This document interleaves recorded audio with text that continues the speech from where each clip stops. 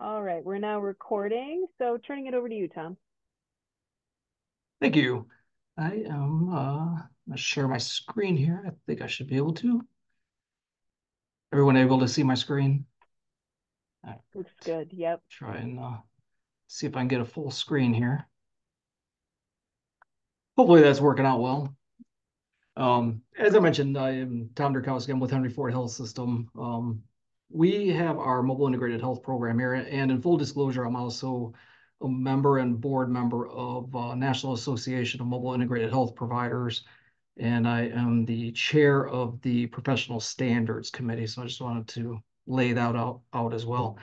I know my time is, I think I understood right around 15 minutes or so. So I'm going to go kind of quickly. I want to allow for time for questions. I'll briefly overview our program, but I'm always open to questions and any conversations after this at any time. So about Henry Ford's program, well, most everybody on this call, I believe, probably knows what mobile integrated health is all about, but for those that might not be fully embedded in it, it's a service that provides in-home care that's conducted by a licensed medic under the direction of a physician. So our particular program is fully embedded within the health system. We have physicians that are scheduled with our team each and every day. So we have access to them at any point in time, whether it be telephonic or virtual. We also have a set of protocols that we utilize as well for a lot of our patients. Our team, they arrive at the patient's home in a fully equipped vehicle. There'll be a picture of the vehicle in a moment here that enables the provision of extensive medical diagnostics and treatment. And I'll talk about that in a little bit more detail as well. Something I would really like to put a visual to is what mobile integrated health really is. And it's really the center of truly integrated healthcare in that the community paramedics and mobile integrated health teams, they help to facilitate all of these different areas of healthcare within a patient's home or wherever they might be residing at that time. It's not necessarily a one direction or a one and done either, but it reaches out to many different areas of healthcare within the health systems and hospitals. Now, our particular team, we are attached to basically all of these areas that are listed out on the screen currently. When our team arrives, we arrive in a vehicle, as you see here. We currently use Ford Edges as well as we have an Explorer, and we're going to be getting a couple more Explorers. One of the key things that we really want to point out about this is the reason that we went with more of a SUV or CUV type vehicle is that we did not want to draw a lot of attention to a patient's home. Oftentimes, when an ambulance is outside, running outside the home, and there are some teams that use ambulances or even larger SUVs that might have a light bar on it, et cetera. It just tended to draw a lot of attention to the patient and the patient's home, where we wanted to try and keep it kind of low key. And it's not to say that that's necessarily a bad thing. It's just in a lot of the areas that our team does go to, homes are very close to each other. Neighbors obviously are looking out for each other at all times. So that's why we decided to kind of go a little bit less branding and a little bit less noticeable. Our particular structure, we're Henry Ford Health System designed, owned, and operated again. So our team is fully employed by Henry Ford Health, and they have oversight that's conducted by Henry Ford Medical Group physicians. We developed an internal medical control board, much like a community paramedic team would have a medical control board within the county. We developed one to be internal within the health system so that there is constant oversight and development and feedback. So we have physicians that are on our medical group. We also have pharmacists, nursing, um, our own team members, of course, and then also others that are within the health system, some of our EMS liaisons, et cetera. We have those physicians that we call virtualists, and they provide real-time collaboration. Again, they can do a visit with a patient along with the medic who's going to facilitate that virtually, telephonic. Sometimes it's a quick halo message. They might be following a set of protocols, and it might just be a quick halo message to that provider to see if there's any direction that needs to be given. All those interventions are strategically designed to provide alternative delivery options for supportive, urgent, and acute care needs. So in other words, we will see patients, whether it be an urgent request from either the MyCare device line or a provider's office that calls us, as well as post follow-up discharges from the emergency department, as well as inpatient follow-ups. And we're providing this service as a bridge of care to the patient. We're not there to try to replace anything, but again, it's just providing that bridge of care and facilitating those resources that the patient might need. Our primary focus is readmission reduction. So a medic's going to provide a series of in-home visits for patients discharged from the hospital who are at risk of a readmission. We've had a very high success rate with our heart failure readmission cases. As a matter of fact, we've decreased that about 66, last number is about 66% of readmissions of patients that were referred to our program. Also, a reduction in ambulatory care sensitive ED visits. So a lot of these patients are patients that would either probably need to go to an urgent care versus an emergency department, or are patients that oftentimes will go to the emergency department but be discharged within several hours. A good example is we have diuresed several patients in the home. And what we'll do is we'll diurese them in the home. We will have them typically monitor measurements for output. We will revisit that patient within a set time frame, and then we will schedule follow-up visits as well. So depending on what time of day we may have seen that patient, we'll do a follow-up visit with that patient after the diuresis, and then we will go on from there, and we will visit the patient typically once again a day or so later.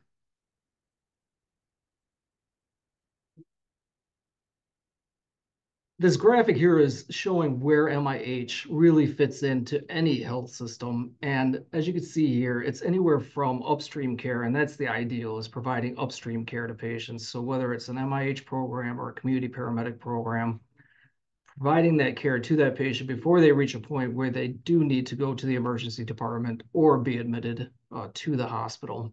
And again, these are typically patients that are ambulatory care or ambulatory case sensitive patients.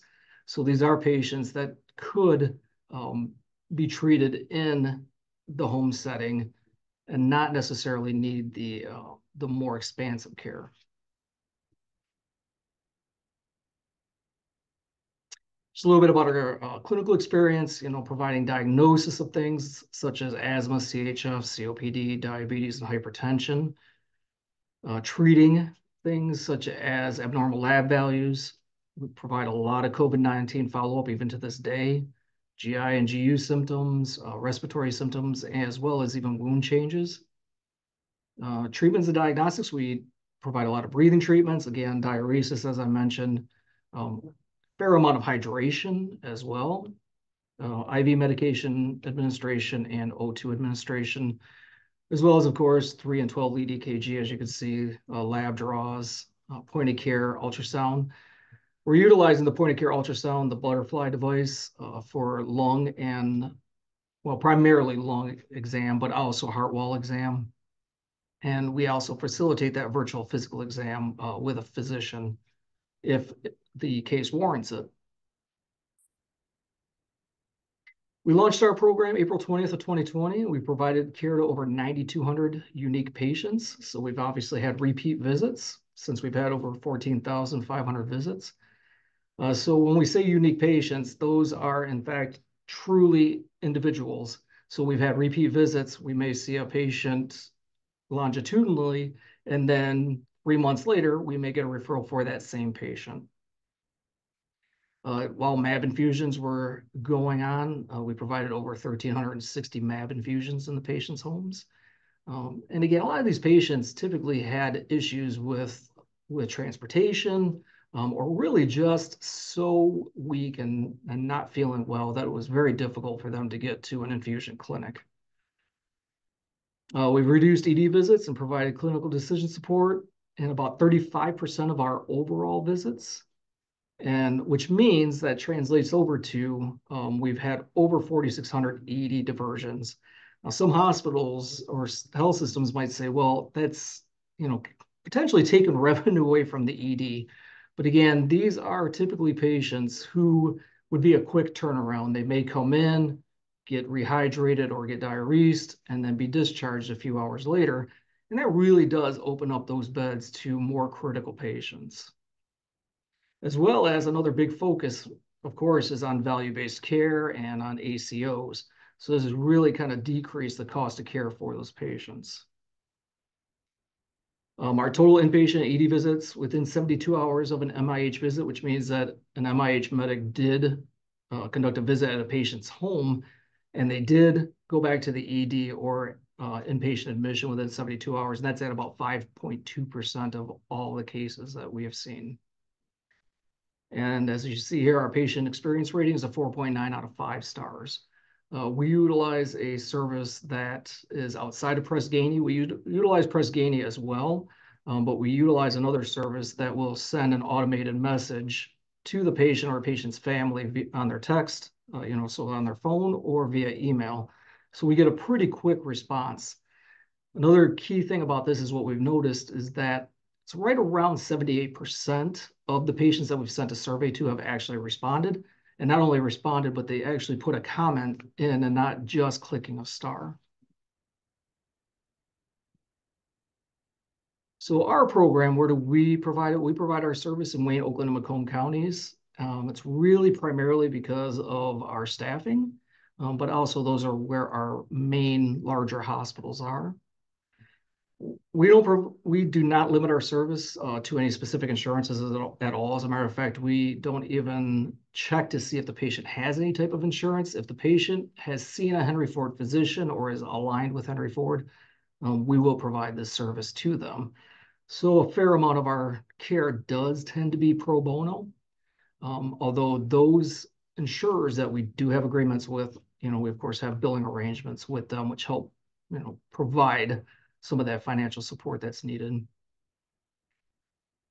We don't charge the patients at all for the medic visit. There might be a copay if there is a virtual visit with a physician, but that's really dependent on their insurance. Our patients can be in the home health care service as well. Again, we're bridging care. As a matter of fact, we get a lot of referrals from our home health care services. We don't provide any transportation at all, but we do have resources available that we give to the patient as far as any transportation needs as well as other needs. All of our documentation is done in Epic, which is really valuable to the providers, of course, because then they can directly look at what it is that was done in the patient's home.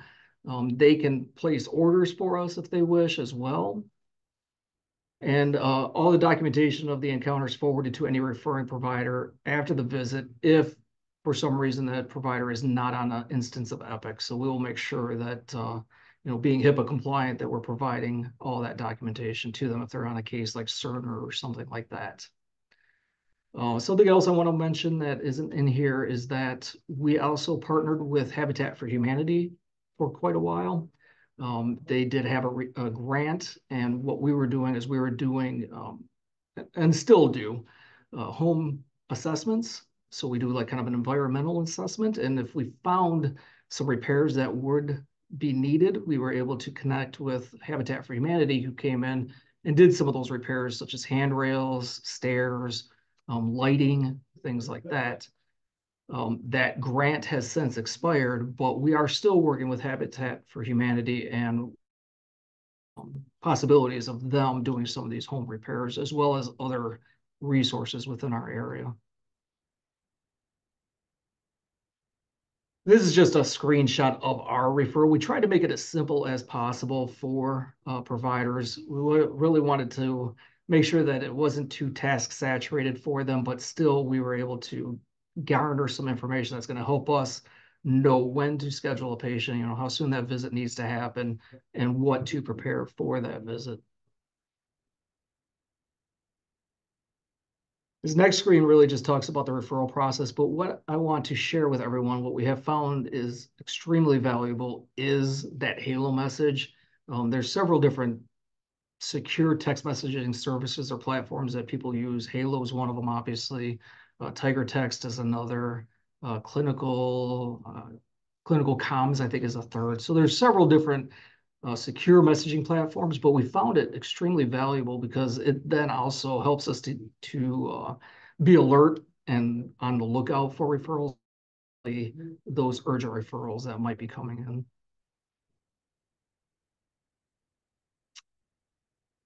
There is a quick as it says, 3.5 minute video about our program. It's on YouTube, and I'll share this slide deck with Andrea if she wishes to send it out to you guys.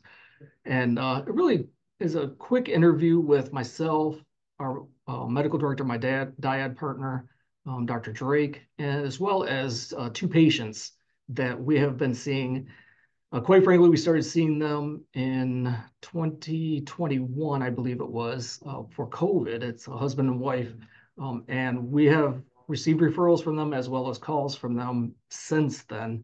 So they are repetitive patients of ours, but a lovely couple, and they love the service because it's really decreased almost to zero their needs for going to the emergency department. The rest of the info in here, again, I'll share this slide deck with Andrea, but it's really just more information about our interventions, a little bit more information about our program, and some contact information. And then there's my contact information here as well.